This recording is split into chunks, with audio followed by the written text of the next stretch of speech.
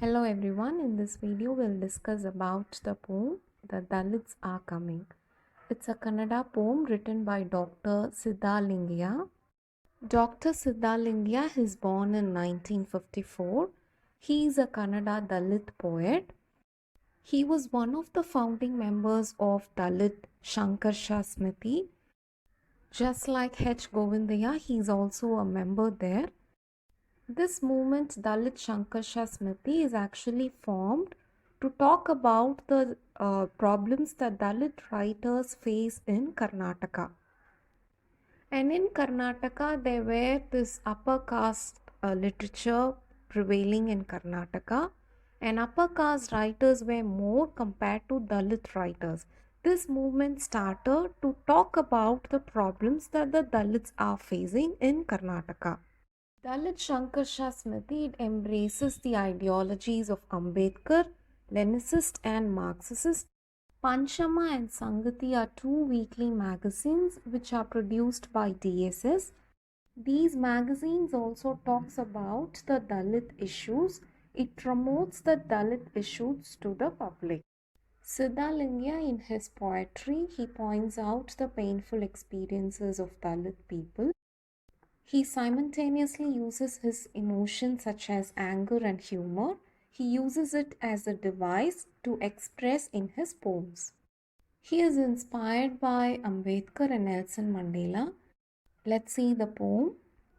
This poem, Dalits Are Coming, is a verbal representation of revolt that's happening in the street.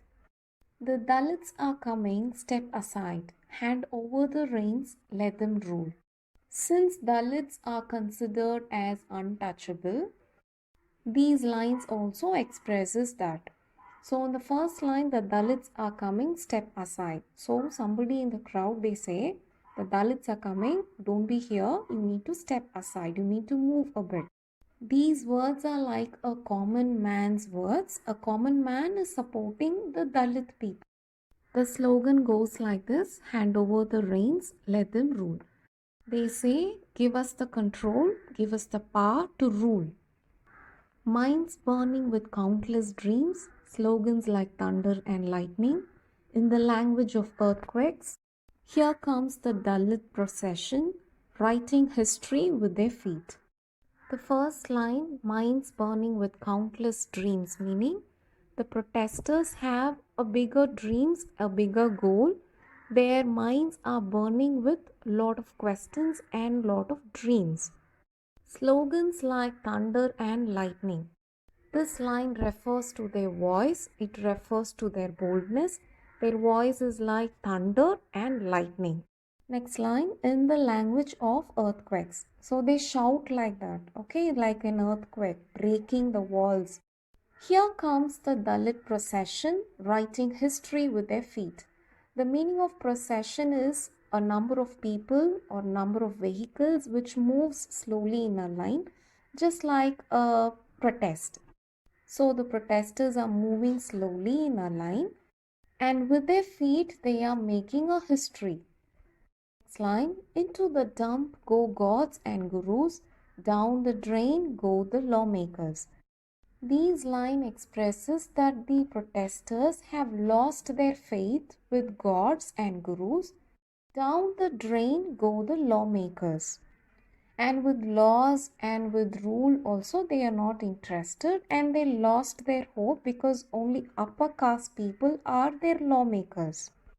On a path they stuck for themselves, marched the Dalits in procession, burning torches in their hands, sparks of revolution in their eyes, exploding like balls of fire. Even as they walk, they get stuck in between, and they march. All the Dalits, they are marching with their power, and they have torches in their hands. Their eyes are sparking because they wanted to create a revolution. Their eyes are exploding like a balls of fire. For the thorn bushes of caste and religion, they were as thorns in the side. They become the sky that looked down at the seven seas that swallowed them. So these line talks about the reason behind their protest. They say that caste and religion are like a thorn bush which pricks them very often. They are pushed like a thorn aside. Line, they became the sky that looked down at the seven seas that swallowed them. So here the poet refers to the seven seas, the Pacific, the Atlantic, Indian, Arctic, Mediterranean Sea, Caribbean, and the Gulf of Mexico. So he says that the Dalits look like the sky where the seven seas are about to swallow them. Next stanza. Since Rama's time and Krishna's time unto the time of the Gandhis, they had bowed low with folded hands. Now they have risen in struggle. So the poet expresses that since the time of Rama and to the time of Krishna and also to the time of Gandhi, these Dalits are asked and made to bow their hands folded, and they have to bow in front of the upper caste people. And now at present they have risen to struggle and to ask for justice. Next stanza. It grows, it breaks out of its shell, the endless Dalit procession. Bullet for bullet, blood for blood, shoulder to shoulder, lives bound together. The poet expresses that the Dalits have now broken up their shell. Next line, bullet for bullet, blood for blood, shoulder to shoulder, lives bound together. So here the poet says that they are breaking up the key virtue of non-violence. Now they have risen and now they are ready for bullet and blood. They are ready to shed their blood for the justice. Next stanza. Under the flag of Dalit India stood the farmers and workers. Flowers bloom in every forest. Thousands of birds take flight. The eastern sky turned red.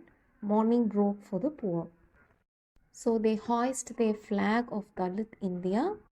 Under the flag, farmers and workers they stood, and they started to demand for their rights as they are marginalized in one way or the other. The poet also sees that this movement, this protest by the Dalit people are like the flowers that blooms in the forest and like thousands of birds that take flight, like the dawn for the poor. The last two lines, the Dalits are coming, step aside, the Dalits have come, give it up. So the protesters, they say, the Dalits have come, so you need to give up your control, you need to give up your power. So we are here to rule the country, we are here to rule and to take power. This poem is actually written in Kannada and it is translated by M. Madhava Prasad. Hope this video helped you to get better understanding about the poem.